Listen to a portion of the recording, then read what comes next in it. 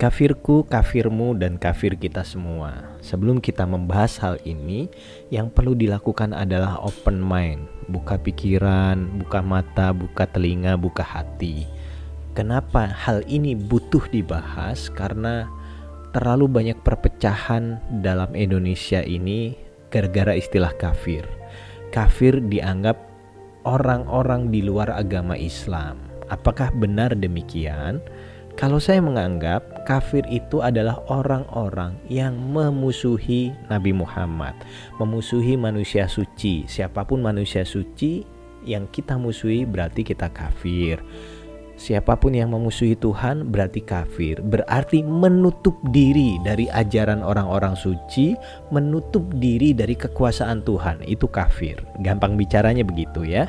Nah, urgensinya kita belajar ini karena kita agar tidak terpecah belah dan karena kita agar tidak mudah menghakimi orang kafir. Karena kalau kita belajar makna kafir dalam Al-Quran, yang artinya padahal itu tertutup ya, atau menutup diri. Bahkan di dalam surat At-Tahrim ayat 8 disebutkan, ya ayyuhalladzina amanu tubu ilallahi taubatan nasuha. Wahai orang-orang yang beriman, taubatlah kamu kepada Allah taubat nasuha. Asa rabbakum ayyukaffaro ankum sayiatikum. Loh, kenapa kok udah taubat kok ayyukaffaro? Maksudnya adalah bukan dikafirkan tetapi ditutupi dari semua aib-aibmu, dari semua kejelekanmu, dari semua kesalahanmu gitu loh. Ya. Nah, kalau kita pelajari lagi makna kafir, kenapa kok disebut kafir? Itu adalah bagi semua yang sombong. Tertulis di dalam Al-Quran juga, wa in qulna lil malaikati isjudu li adama fasajadu illa iblis aba wastakbara wa kana minal kafirin. Iblis disuruh sujud nggak mau sujud, lalu dicap kafir oleh Tuhan. Karena apa? Sombong. Nah, tetapi pun dalam romansanya, dalam dalam perannya, Allah berperan atau bertanya atau bertabayun. Dramanya kan begitu ya. Ditanya, qala ma mana'aka alla tasjuda id amartuk qala ana khairum minhu khalaqtani min nar wa khalaqtahu min tin. Ditanya sama Allah, kenapa kamu nggak mau sujud gitu kan? Lalu Iblis menjawab, aku lebih baik dari manusia. Aku diciptakan dari api, dia diciptakan dari tanah.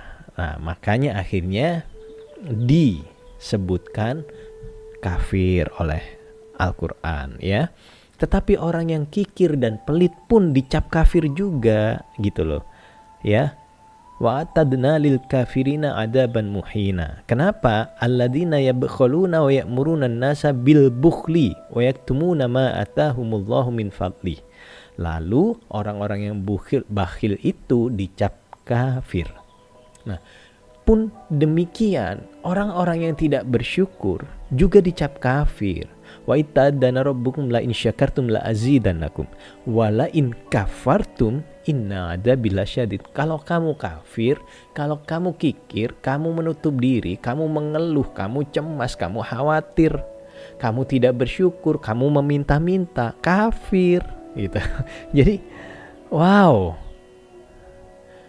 Padahal jelas-jelas di dalam Al-Quran, wa may yashkur fa innama yashkuru li nafsi wa man kafara fa innallaha ghaniyun hamid. Kalau kamu bersyukur, kamu itu kepentingannya untuk dirimu sendiri. Tetapi kalau kamu kafir, berarti dianggap apa? Tidak bersyukur. Ya nggak apa-apa, derita lo gitu kok. Jadi mana makna kafir yang paling benar? Ya inilah yang benar menurut Al-Quran gitu ya. Qala Musa in takfuru wa antum mamang fil abdi jami'an fa innallaha laghaniyun hamid. Jika kamu mengingkari nikmat Allah, maka kamu masuk dalam golongan orang-orang kafir. Sedangkan Allah itu maha kaya, gitu ya. Jadi kita harus memakai asas huwallazi khalaqakum faminkum kafirun wa minkum mu'minun. Semua ada perannya masing-masing. Ada yang diperankan menjadi manusia baik, ada yang diperankan menjadi manusia yang menutup diri dari rahmat Allah, ada yang diperankan menjadi manusia yang kafir. Ya, itu terserah Allah gitu loh. Dan kita yang paling penting adalah tidak boleh menghakimi orang kafir. Karena kafir kita sama kafir dia gak ada bedanya.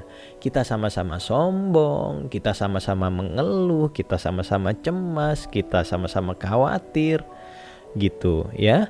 Jadi kita harus open mind, open heart, dan mulai mengkoreksi diri sendiri dan mengkoreksi atau memperbaiki kekafiran kita. Mari merenung sahabat.